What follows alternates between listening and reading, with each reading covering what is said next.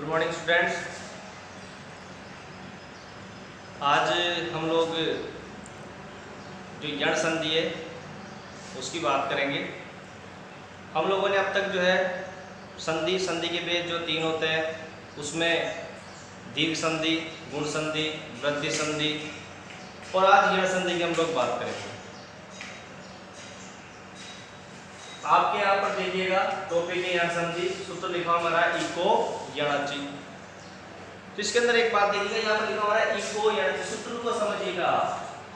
अगर आप लोगों ने सूत्र को समझ लिया तो ये संधि आपकी क्लियर है, बिल्कुल ही इजी और सरलतम माध्यम से आप एकाग्र होकर इस चीज को समझिएगा। मैंने पिछले वीडियोज में माहेश्वर सूत्र की बात की थी कि 14 माहेश्वर सूत्र होते हैं, उसमें 4 ऐ उण ऋलिक एवं और ऐ औच ये जो सूत्र है स्वर से संबंधित है। तो यहाँ पर दे रखा है इको यणचि इक, अब ई उ री री ये इक कहे जाते हैं। अ ई उण री ऋक ए ओम ऐ औ तो ई उ री री इक कहे जाते हैं। इक प्रत्याहार इसके स्थान पर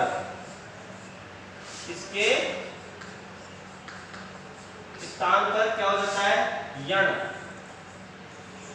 माहेश्वर सूत्र के अंदर जो व्यंजन से संबंधित शब्द है, माहेश्वर सूत्र में व्यंजन संबंधित जो प्रत्याहार है उसमें यण यवरल जो वर्ण है वो यण प्रत्याहार कहलाते हैं। तो इक के स्थान पर यण हो जाता है। ये एक तरीके से आप मानिएगा कि शॉर्ट ट्रिक है। इक का मतलब ई उ री री, यण यवरल। अचि पीछे क्या आ रहा है? ऋणात्मक में अ को आप निकालिए, अचि अचि यानी अच। अच किसे कहते हैं? स्वर को। कि इक के स्थान पर यण आदेश हो जाता है। यण आदेश का मतलब इक के स्थान पर क्रमशः यण यानी या, उ के स्थान पर व, री के स्थान पर र और री के स्थान पर ल। बहुत ही इजी तरीके से आप देखिएगा। इको यणचि जो यण संधि है, इसे संधि से स्पष्ट हो रहा है यण संधि। यण यानी यवरल, संधि रूप क्या होता है? यवरल। तो इसके स्थान पर होता है इक, ई उ री री के स्थान पर यवरल आदेश हो जाता है। देखिएगा इसमें आपको क्या करना है, दो तो आपको वैसे ही क्लियर हो जाएगा। री जो है स्वर से संबंधित है, इसको व्यंजन से संबंधित र कर देते हैं, और री जो है स्वर से संबंधित है और इसको व्यंजन संबंधित ल आदेश कर देते हैं। बात रही ई और उ की, ई के स्थान पर य और उ के स्थान पर व आदेश हो जाता है। अच्छा, कहाँ होता है, किसके बाद होता है? अचि स्वरों के आगे रहते हैं। लेकिन स्वर कैसा हो? स्वर हो असमान। क्यों हो असमान? क्योंकि हम लोगों ने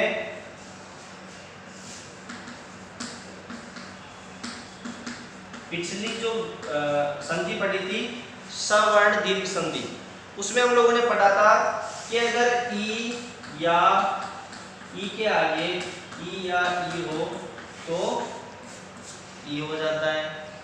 अब अगर इसमें भी देख क्या रहा है कि भाई ई के स्थान पर यवरल आदेश हो जाता है असमान स्वर की प्रेरित। अगर जो समान हो गया तो वहां पर तो कौन सी संधि हो जाएगी? सवर्ण दीर्घ संधि हो जाएगी। अगर ये चीज असमान रहती है, ई के बाद हमें कोई सा भी उ आ गया, री आ गया, कुछ भी आ गया अगर ई के बाद में, तो वहां पर कौन सी संधि हो जाएगी? यण संधि हो जाएगी। यण मतलब ई के स्थान पर यह आदेश हो जाएगा। कुल मिला के कैसा स्वर हो? असमान। अब इसको एक उदाहरण के माध्यम से अपन समझते हैं, इसके फिर बाद में अपन परिभाषा नोट डाउन करवाएंगे, लिखवाएंगे। इसमें आप देखिएगा, जैसे कि मैं आपके सामने एक बेसिक सा उदाहरण जो अपने लौकिक प्रयोग में भी काम में आता है कि प्रत्येक का मतलब जो प्रति प्लस एक प्रत्येक जो होता है एक एक, उस सब को देखते हैं। जो प्रति प्लस 1, प्रति प्लस 1। अब देखिएगा ये प्रति शब्द है, इस टैग के अंदर पीछे क्या मिला हुआ है, ई, पीछे क्या है, ए। ई को यानी सूत्र क्या कहता है, ई के स्थान, अच्छा एक बात और इसके अंदर एक आदेश नहीं होगा। पहले अपन ने कहा कि भाई ई के बाद में ई हो तो ई एक आदेश हो जाता है, इसमें ऐसा नहीं होगा। इसमें इसके स्थान पर दूसरा वर्ण होगा, एक आदेश नहीं होगा। जैसे अब ई को यानी सूत्र के अनुसार ई के स्थान पर कौन सा आदेश हो जाएगा, य। तो ई के स्थान पर यहाँ क्या स्थिति आ गई, य।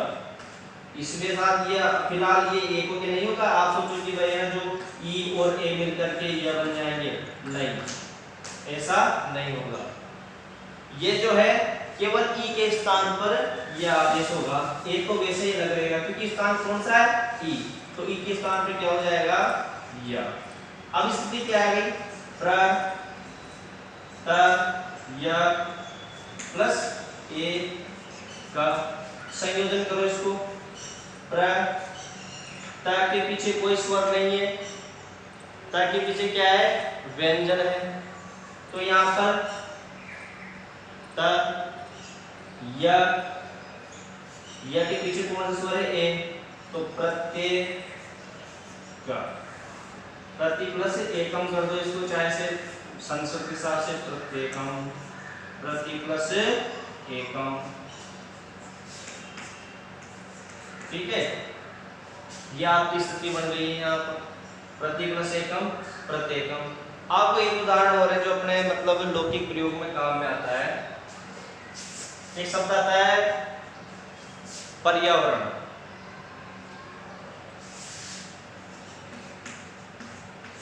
परि प्लस आवरणम। इसके अंदर ई छुपा हुआ है, इसके अंदर ये आवरणम, पर्यावरणम। अब ई के स्थान पे क्या हो जाएगा, ई को जिस के अनुसार य, स्थिति बन गई पर र य आवरणम, ठीक है। अब इसके अंदर आप देखिएगा ये जो य है इसमें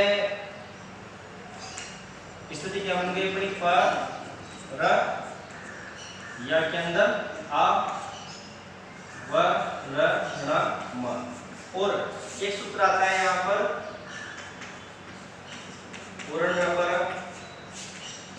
इस सूत्र के अनुसार ये जो र है इसका ऊपर रपरत्व हो जाता है और अपना जो शब्द क्या हो जाता है, पर्यावरण। तो अब इसको अपन क्या करेंगे, इसकी आप इसको नोट डाउन कर लीजिएगा। इसको इसके उदाहरण को अपन बाद में लिख लेंगे दोबारा, जैसे आप इसको लिख सकते हो। आगे इसकी जो है परिभाषा की हम लोग बात करेंगे, जिसमें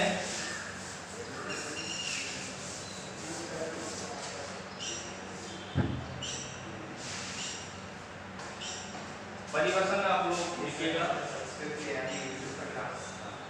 इसके अंदर जैसे एक लिखो कि यहाँ पर ई का मतलब विश्व और दीर्घ, ई उ विश्व और दीर्घ री फुल री, री का कोई दीर्घ नहीं होता है। ई और री के स्थान पर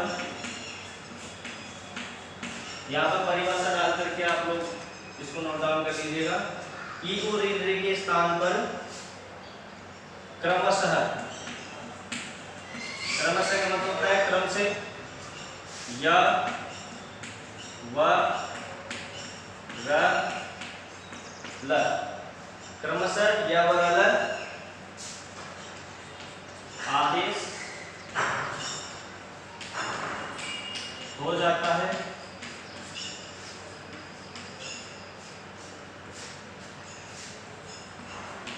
असमान स्वरों के आगे रहते या परे रहते। वैसे यहाँ आपको नजर आ रहा है, फिर भी आप इसको लिख सकते हो डायग्राम के हिसाब से। ई के बाद में ऊ है ना, उसके स्थान पर क्या हो जाता है, ई के स्थान पर क्या हो जाएगा, या ऊ के स्थान पर व,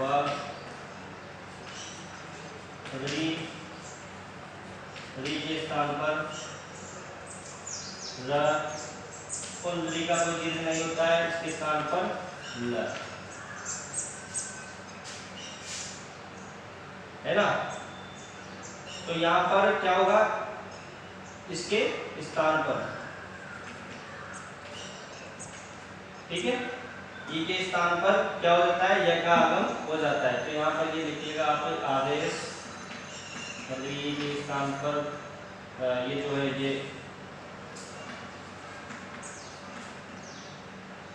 आदेश हो जाता है, किसके,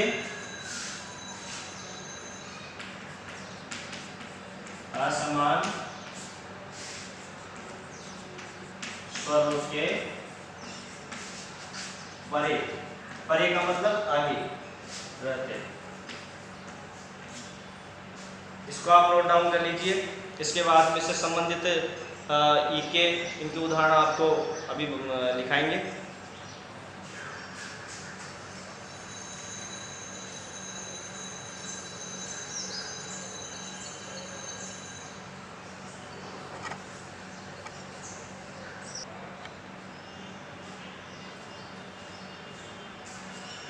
हाँ, तो रूल्स सब पढ़ने बात कर लिए। अब इसके अंदर ऐसे उदाहरण देखेंगे अपन। जैसे एक तो अपन ने ये प्रत्येकम देखा था, प्रति प्लस एकम, उसको आप शायद नोट डाउन कर लेंगे। एक बार देखो, इसमें एक उदाहरण है इति प्लस अत। अब देखिए यहाँ पर है अत है। यण संधि के अंदर आप लोगों को एक चीज विशेष ध्यान देनी है कि यण संधि के अंदर एक आदेश नहीं होता है। वृद्धि में, सवर्ण, दीर्घ में, गुण में, ये इसमें वृद्धि में इनमें क्या होता है, एक आदेश हो जाता है। बाकी इनके अंदर एक आदेश नहीं होगा। तो ई के स्थान पर क्या हो जाएगा यहाँ पर, या, और नीचे क्या है, अत्र। और आपको यण संधि है कि नहीं है उस उदाहरण में, इसको जानने का भी एक सबसे बढ़िया फॉर्मूला ये है कि जो संधि रूप होगा उसमें हमेशा एक जो व्यंजन वर्ण है वो हलंत वर्ण रहेगा, मतलब आधा रहेगा। जैसे अपन ने यहाँ पर देखा, जो इत्यत्र शब्द बनेगा यहाँ पे देखिएगा, ई का जो है वो आधा ही रहेगा। या के अंदर का मिल गया, या पूरा हो गया इत्यत्र। कोई सा उदाहरण देख लो आप, प्रत्येकम, इत्यत्र, यद्यपि, पर्यावरण के अंदर भी अधूरा ये ऊपर वो रप्रत होकर के ऊपर चला जाता है। ऐसे कई उदाहरण आगे इसके अंदर इत्यत्र, इति प्लस अत्र, प्रत्येकम का लिख लीजिए। मैं पहले बता चुका हूँ आपको, प्रति प्लस एकम है ना, इसके अंदर भी ई बचता है, ई के स्थान पर यह हो जाता है, और यहाँ पर एकम शब्द है। और इस प्रकार से जो है प्रत्येकम इति रूपम सिद्धम, इस प्रकार से ये जो है प्रत्येकम शब्द बन जाता है। इसके बाद में अपन बात करें यदि प्लस अपि, यदि प्लस अपि, इसके अंदर ई बच रहा है, ई के ये जो लास्ट में, ई के स्थान पे क्या हो जाएगा, या, और अपि। तो यहाँ पर देखिएगा स्थिति वर्ण से में क्या होगा, यद्यपि, यह मिल जाएगा यद्यपि। अब इसको आप चाहे से यद्यपि इस प्रकार से लिख दीजिए, या जो आप विद्यालय शब्द लिखते हो उसके अकॉर्डिंग जो है यद्यपि इस प्रकार से आप जो है इसको लिख दीजिए। कोई सा भी तरीका हो इसको आप लिख सकते हो। इसके बाद में एक उदाहरण है, यहाँ पर एक उदाहरण आता है, ये जो है ई और ई से संबंधित है। ई जो दीर्घ ई है उससे संबंधित उदाहरण की बात करेंगे अपन। इसके अंदर एक उदाहरण आएगा सुधी प्लस उपास्य। देखिएगा आपको इससे कोई मतलब नहीं है क्योंकि अपन इधर के वर्ण की बात कर रहे हैं, इधर के वर्ण की नहीं। तो यहाँ पर सुधी प्लस उपास्य, तो यहाँ पर देखिएगा सुधी प्लस उपास्य, यहाँ पर जो है दीर्घ ई शेष रहता है और उपास्य ये 10th क्लास की दृष्टि से मोस्ट उदाहरण है। इसमें अधूरा रह जाएगा और ई के स्थान पर क्या हो जाएगा या, और ध भी क्या है अधूरा है, प्लस उपास्य। इसको मिलाएंगे तो देखिएगा सू तो है इसे कंप्लीट, ध अधूरा रहेगा, या में उ मिल जाएगा तो यू हो जाएगा और पाश्य शुद्ध्योपास्य। इसके अंदर जो है शुद्ध्योपास्य, ये जो है ये आपका हो जाएगा शुद्ध्योपास्य। या आपके इससे संबंधित इससे संबंधित एक उदाहरण और मैं आपको बता देता हूं।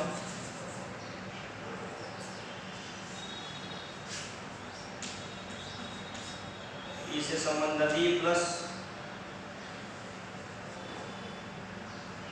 उद्गम,